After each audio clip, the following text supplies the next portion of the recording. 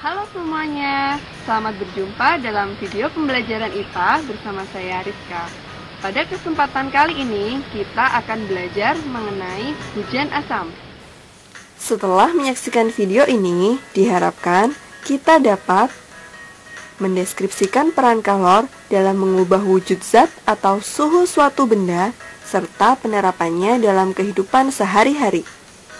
Mengelompokkan sifat larutan asam dan basa melalui alat dan indikator yang tepat, mengaplikasikan peranan manusia dalam pengelolaan lingkungan untuk mengatasi pencemaran dan kerusakan lingkungan. Nah, semuanya pasti sudah pernah melihat hujan kan? Hujan memang bukan hal yang asing bagi kita. Tapi, tahukah kalian bagaimana terjadinya hujan? Bagaimana ya air bisa turun dari langit? Yuk kita pelajari bersama. Hujan merupakan peristiwa turunnya air dari langit ke bumi. Awalnya, air hujan berasal dari air dari bumi seperti air laut, air sungai, air danau, air waduk, air sawah, air kolam, dan lain sebagainya.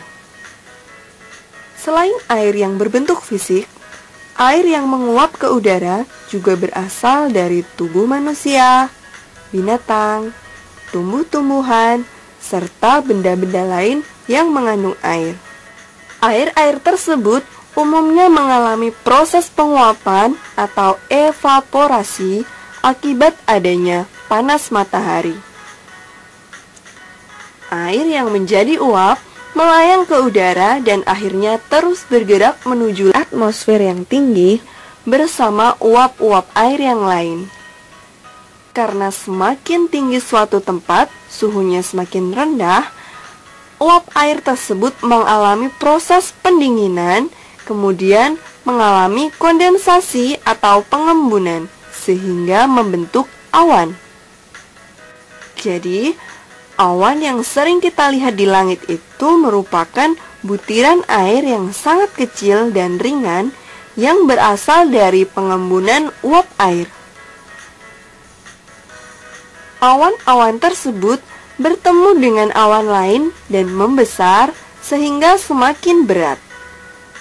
Dan akhirnya jatuh ke permukaan bumi sebagai butiran air hujan. Proses inilah yang dikenal sebagai proses presipitasi. Nah, pada tempat-tempat yang suhunya sangat rendah, butiran air hujan tersebut akan turun sebagai salju. Salju adalah butiran hujan dalam bentuk es atau padatan. Nah, sudah tahu kan sekarang bagaimana terjadinya hujan? Untuk dapat melihat bagaimana hujan itu terjadi, kita dapat melakukan percobaan sederhana loh. Mau tahu caranya? Ini dia.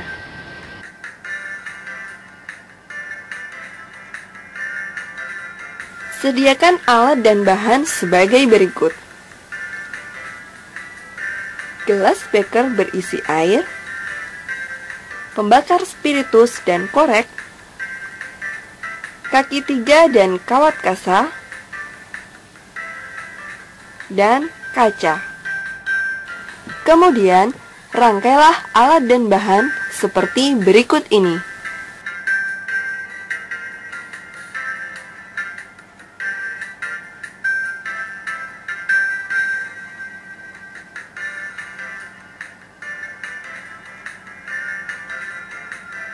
Nyalakan pembakar spiritus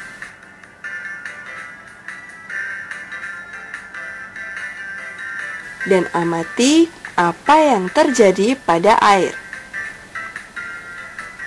Setelah air dipanaskan, beberapa saat kemudian, di atasnya akan terlihat pergerakan gas yang tidak berwarna, namun nampak sedikit putih, yang biasa kita kenal sebagai uap air.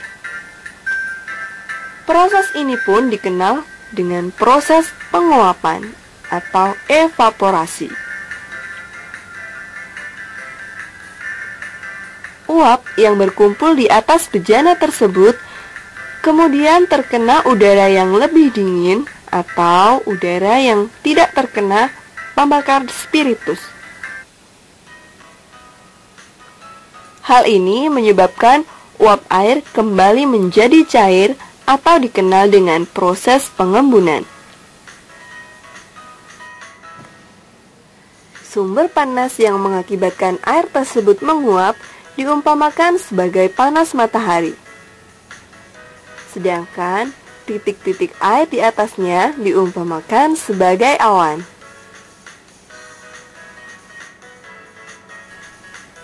Perubahan-perubahan wujud pada proses hujan tersebut terjadi akibat peran kalor. Kalor adalah suatu bentuk energi yang dapat mengalir atau berpindah dari zat satu ke zat yang lain.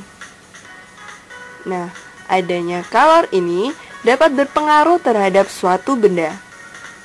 Misalnya menyebabkan perubahan wujud maupun perubahan suhu. Sebagaimana persamaan berikut ini, jumlah kalor adalah perkalian antara massa, kalor jenis, dan perubahan suhu suatu zat. Untuk proses peleburan, jumlah kalor adalah massa zat dikalikan dengan kalor lebur zat. Sementara untuk proses penguapan, jumlah kalor adalah massa zat dikalikan dengan kalor uap zat. Seperti yang kita ketahui, ada 3 macam wujud zat, yaitu zat padat, zat cair, dan zat gas. Pada kondisi tertentu, umumnya zat hanya berupa satu wujud saja. Akan tetapi, semua wujud zat tersebut sebetulnya dapat mengalami perubahan dari wujud satu ke wujud yang lainnya. Lalu, apa sajakah perubahan wujud zat yang dapat terjadi? Perubahan wujud zat yang dapat terjadi yaitu membeku, mencair, menguap, mengembun, menyublim, dan menghablur.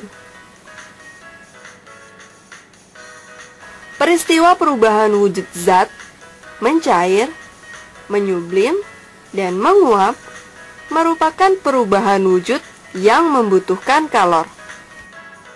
Peristiwa perubahan wujud zat membeku, mengembun, dan menghablur terjadi akibat pelepasan kalor.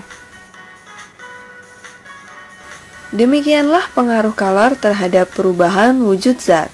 Selanjutnya, kita akan mempelajari tentang apa itu hujan asam.